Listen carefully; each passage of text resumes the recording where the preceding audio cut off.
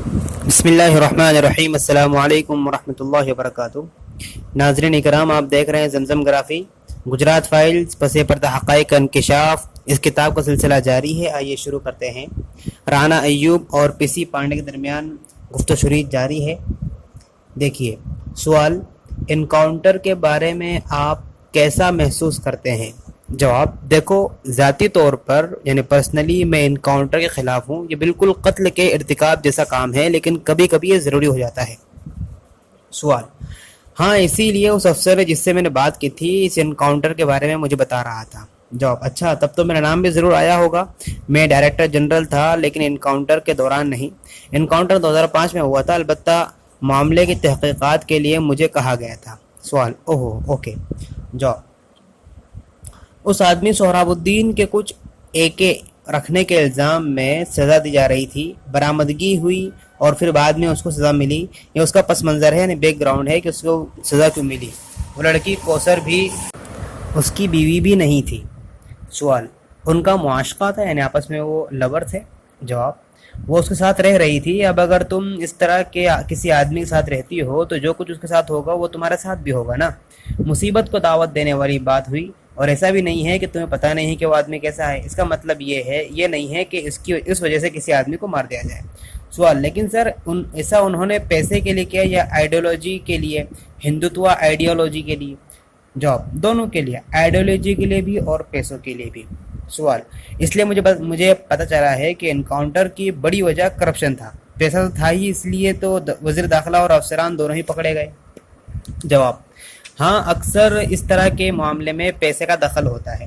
سوال، بہت سے لوگ کہہ رہے تھے کہ اس وزیر داخلہ کی وجہ سے وزیر اعلیٰ تقریباً پھنس چکا تھا، یعنی گرہ منتری کی وجہ سے مکھیہ منتری پھنس چکا تھا۔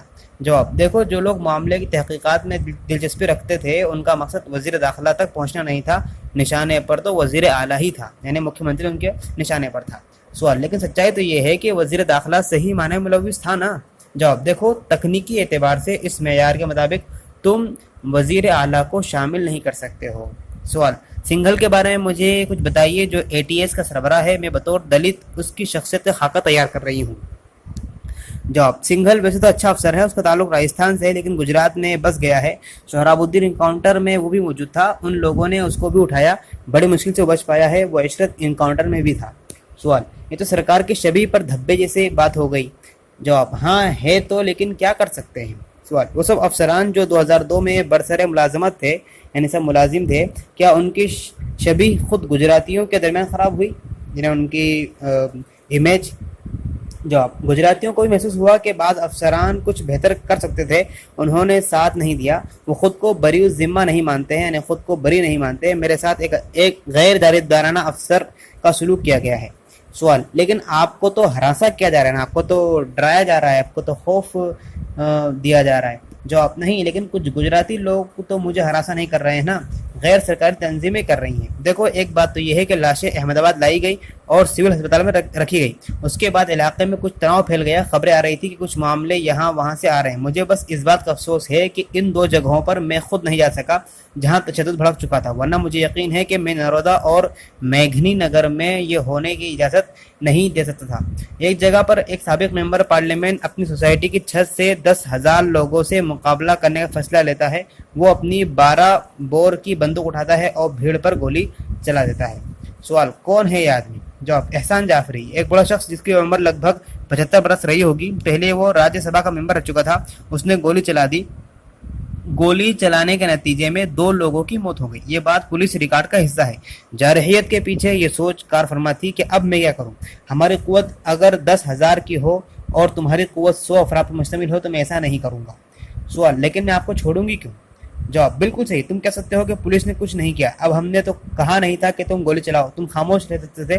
بات یہی ہے، نرودا میں یہی ہوا، وہاں بھی ایک جذباتی ہندو نوجوان ایک مسجد کے اوپر چڑھ گیا، اب مسلمانوں نے اس کے ٹکڑے کا ٹکڑے کر دیے، ہندو غصے میں آ گئے اور فسادات پھوٹ پڑے ہیں، دنگے پھوٹ پڑے۔ سوال، تیستا نامی کسی سماجی کارکن سے ملنے کے لیے مجھے کہا گیا ہے۔ جواب، وہ سب سے بڑی بدماش ہے، تم ادے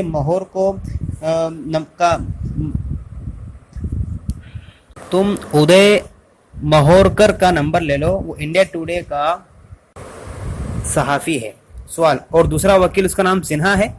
जॉब ये दूसरा बदमाश है, वो नानावती कमीशन में मुकदमा लड़ रहा है और उसके लिए उसे बाहर के लोगों से ढेर सारा पैसा मिलता है। उसके बाद ये औरत है जिसका नाम तेस्ता सेतलवाद है और सेतलवाद घराने से ताल्लुक रखती है। और फिर ये आदमी जिसे जावेद आनंद कहते हैं, किसी ज़माने में ये मुआविन एडिटर हुआ करता था, यानी हेल्पर हुआ करता था एडिटर का।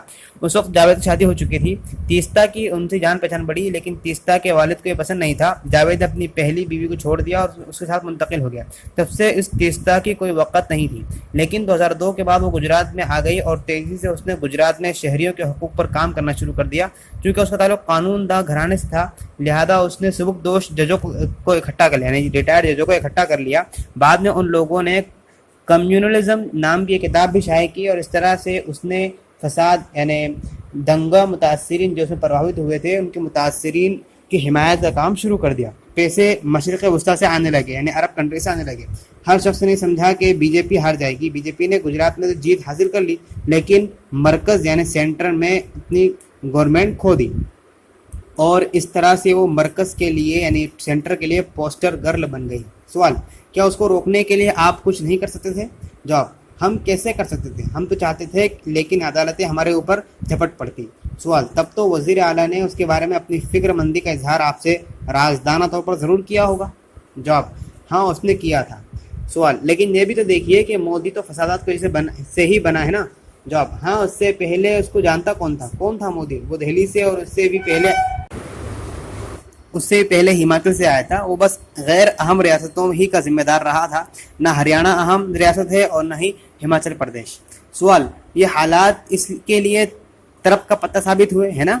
जवाब, वही तो, अगर सब नहीं हुआ होता तो बैनुल अक़वामी सतह पर इतना मशहूर नहीं होता। उससे एक तहरीक मिली, मनफी ही से या नेगेटिव ही से, लेकिन उसकी पहचान मिल गई, लेकिन कम से कम मशहूर तो हो गया। सवाल, तो क्या आप उसके भरोसे के आदमी हैं? जवाब, मैं समझता हूँ कि हाँ, मामला कुछ ऐसा ही है। अगर इस बात को ज़हन में रखा जाए कि 2002 के फसादात के दौरान मैं वहाँ उसके साथ था तो ये बात ठीक है। फ्रेंड्स, एक मिनट, आप ऐसे ही जा रहे हैं? इतनी मेहनत से वीडियो बनाई है, एक लाइक तो बनता है ना। और दूसरा ये कि आप हमें इतनी बड़ी दुनिया में दोबारा कैसे ढूंढेंगे? तो इसका हल ये है कि आप हमारे चैनल को सब्सक्राइब कर लीजिए और इस बेल के आइकन को क्लिक कर दीजिए। इस तरह हमारे आने वाली तमाम वीडियोस आप तक पहुंचती रहेंगी। अरे डरिए मत, ये बिल्कुल फ्री है।